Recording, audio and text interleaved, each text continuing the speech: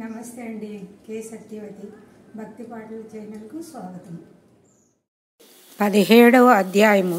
శుక్లాంబరధరం విష్ణుం శశివర్ణం చతుర్భుజం ప్రసన్నవదనం ధ్యాయే సర్వ విఘ్నోపశాంతయే. ఇంద్రునికి కలిగిన శాపము. వశిష్ఠ మహర్షి దిలీపునితో మరల ఇట్లనెను, రాజా, మాఘమాస మహిమను వివరించు మరి ఒక కథను చెప్పేదని వినుము. పూర్వము గృత్యమదుడను మహర్షి గంగాతీరమున నివసించుచు మాఘమాస స్నానము పూజాధికము చేయుచు తన శిష్యులకు మాఘమాస మహిమను శ్రీ మహావిష్ణు మహస్యమును వివరించుచుండెను. జహన్నవను మహాముని మాఘమాస స్నాన మహిమను వివరింపకోరగా గృత్యమద మహర్షి ఇట్లు పలికెను, సూర్యుడు మకర రాశిలో ఉన్నప్పుడు మాఘమాసము ప్రారంభమగును. అట్టి మాఘమాసమున చేసిన స్నానము అత్యంత పుణ్యప్రదమే కాక పాపనాశము కూడా అగుచున్నది. మాఘమాసమున ప్రాతకాలమున నదీ స్నానము చేసిన వారు ఇంద్రుడు మహాపాతక విముక్తుడైనట్లుగా పాప విముక్తులగుదురు. ఆ విషయము వినుడు. పూర్వం తుంగభద్రా నదీ తీరమున అన్ని వేదములను చదివిన మిత్రవిందుడను ముని ఒకడు ఆశ్రమం నిర్మించుకుని ఉండెను. మిత్రవిందుని భార్య అతికేశముల నారబెట్టుకొనుచుండెను. రాక్షస సంహారమునకై దేవతలతో కలిసి ఆకాశ మార్గమున పోవచ్చున్న ఇంద్రుడామెను చూచి మోహ పరవశుడయ్యెను. ఆమె నెట్టేనను పొందవలెనను నిశ్చయించుకునేను. రాక్షసులను జయించి తిరిగి వచ్చుచు ఇంద్రుడు ఆ ఆశ్రమ సమీపము నిలిచిపోయాను. దేవతలను స్వర్గమునకు పంపెను. ఇంద్రుడు అచ్చటనే ఆశ్రమంపై భాగమున నుండి మిత్రవిందమును భార్య అందమును ఆమె చేష్టలను గమనించుచుండెను. మిత్రవిందమును తెల్లవారుజామున శిష్యులను మేలుకొలిపి వేద పఠనము చేయింపవలెనని తానున్న పర్ణశాల నుండి బయటకు వెళ్ళెను. ఇంద్రుడును ఆశ్రమంలోనికి రహస్యంగా ప్రవేశించి మిత్రవిందను పట్టుకొనెను. విడిపించుకొని పోచున్న ఆమెకు తానెవరో చెప్పి తన కోరికను తీర్చమని ప్రార్థించెను. ఆమె సౌందర్యమును మెచ్చెను. ఆమెను కామపరవశమై ఇంద్రుని పొందు అంగీకరించెను. కోరిక తీరిన ఇంద్రుడు ఆశ్రమము నుండి వెళ్ళి యత్నించుచుండెను. అప్పుడే వచ్చిన ముని వానిని పట్టుకుని నీవెవడవని అడిగాను. నేను ఇంద్రుడినని ఇంద్రుడు సమాధానం ఇచ్చెను. మిత్రవిందుడను జరిగిన దానిని గ్రహించెను. నీవు గాడిద ముఖము గలవాడవై స్వర్గమునకు పోలేక భూలోకముననే ఉండునని శపించెను. తప్పు చేసిన తన భార్యను రాయివై పడి ఉండుమని శపించెను.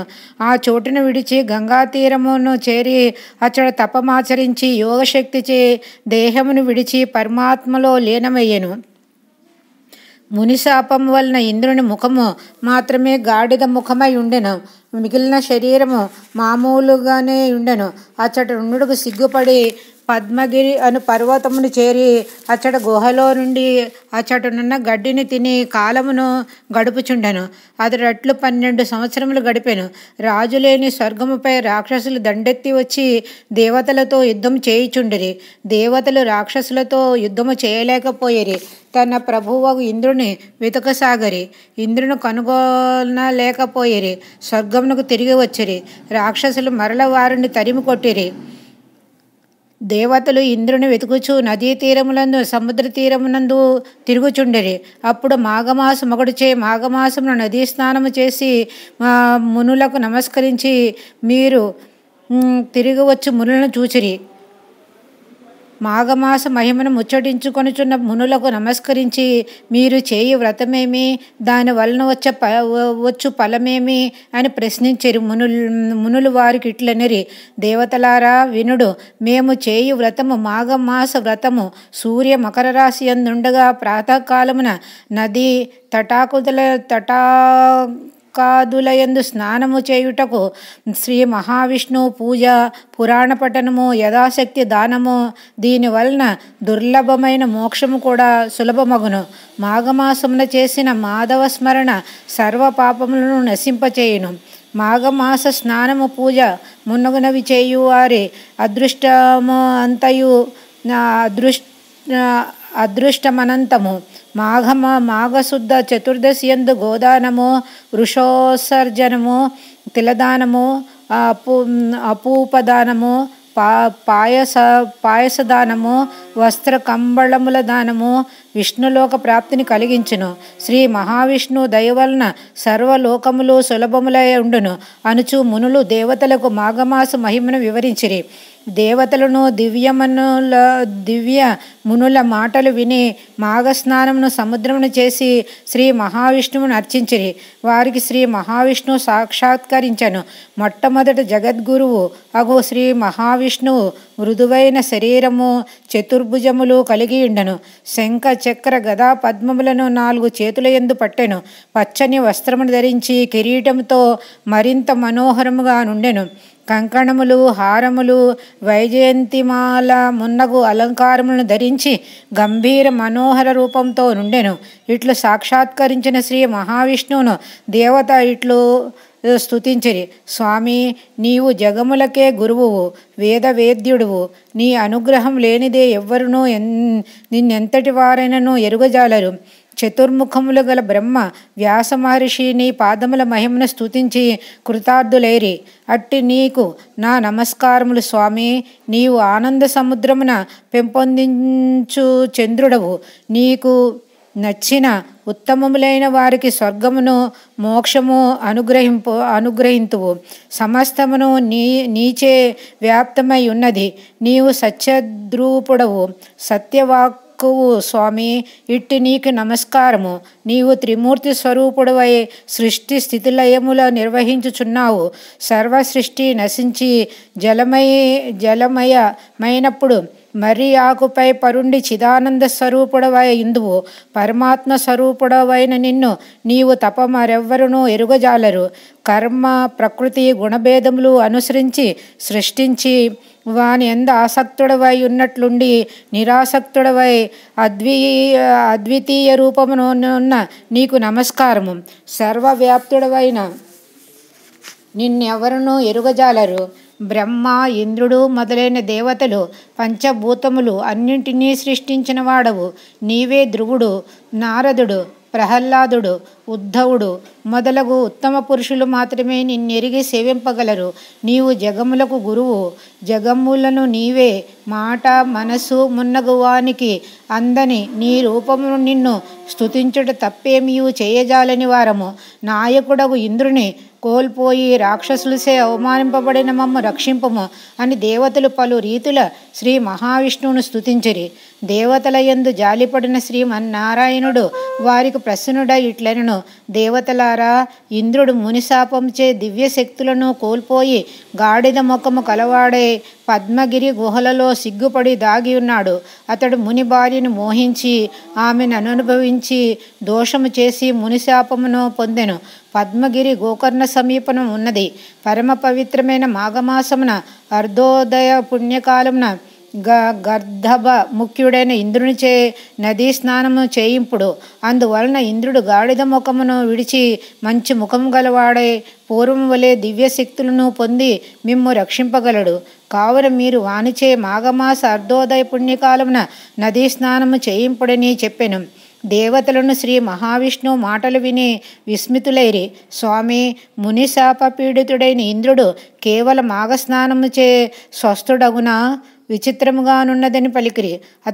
అప్పుడు శ్రీమన్నారాయణుడు, దేవతలారా, మాఘమాస స్నాన మహిమను మీరెరుగక పోవటచే ఇట్లంటిరి. నేను చెప్పినట్లు చేసినచో ఇంద్రుడు యథాపూర్వ రూపమును పొందుటలో ఆశ్చర్యము, సందేహము అక్కరలేదు.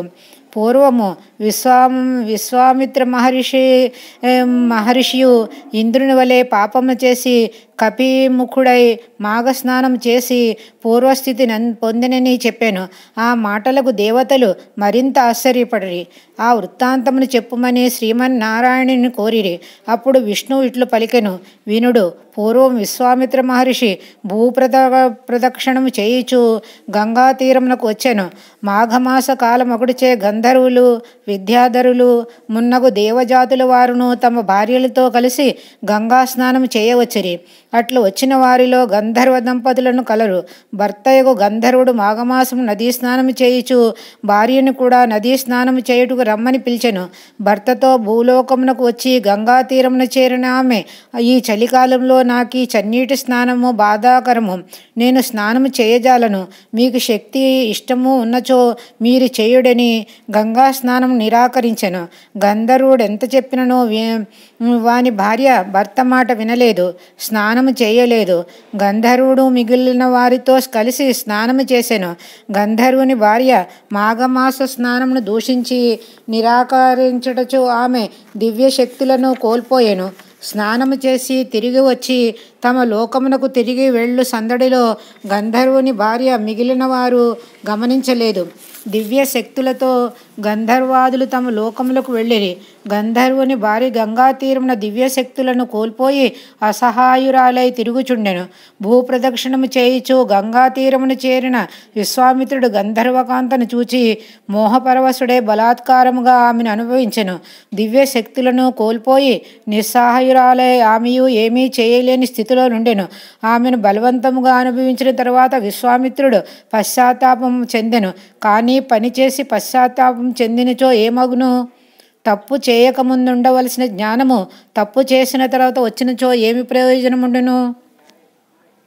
తన వారితో కలిసి తన లోకముకు పోవచ్చున్న గంధర్వుడు తన భార్య తమతో వచ్చుటలేదని గమనించి వెనుతిరిగి భూలోకమునకు వచ్చెను. అచ్చటనున్న తన భార్యను విశ్వామిత్రుని చూచి జరిగిన దానిని తెలుసుకొనెను. మహర్షివై ఉండి కపి వికారమున చిత్త చాంచల్యము నొందితివి, కావున నీవు కోతిముఖము గలవాడవగుము, బుద్ధి మాంద్యమునందుము అని విశ్వామిత్ర మహర్షిని శపించెను.